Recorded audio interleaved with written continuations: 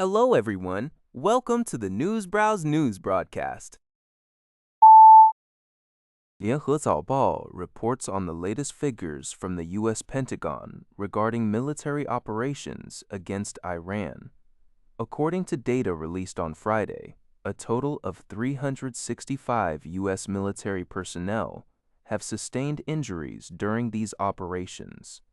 The breakdown of injuries shows that 247 individuals are from the Army, 63 from the Navy, 19 from the Marine Corps, and 36 from the Air Force. The Pentagon also confirmed that the number of fatalities remains unchanged at 13. This includes 6 military personnel who died in an attack in Kuwait, 1 who succumbed to injuries after being wounded in Saudi Arabia, and 6 others who lost their lives in a U.S. military refueling aircraft crash. These statistics provide a clearer picture of the human cost of the ongoing U.S. military involvement in the region. According to 联合早报, recent U.S. intelligence reports indicate that Iran is highly unlikely to give up its control over the Strait of Hormuz. This vital waterway is considered by Iran as its sole significant leverage against the United States. Analysts suggest that any military action to forcibly reopen the strait would involve immense risks, potentially drawing the U.S. into an extended ground conflict and inadvertently strengthening Iran's regional influence. The reports further implied that Iran might utilize its control over the strait to maintain elevated energy prices, thereby pressing U.S. President Trump to conclude the 5-week-long war, which is reportedly unpopular with American voters.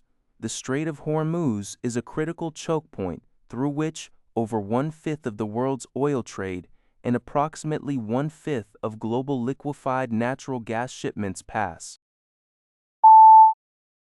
According to GG Press, U.S. President Donald Trump signed a presidential memorandum on April 3rd, local time, instructing that all employees of the Department of Homeland Security be paid, despite the department's budget having expired due to a partisan standoff.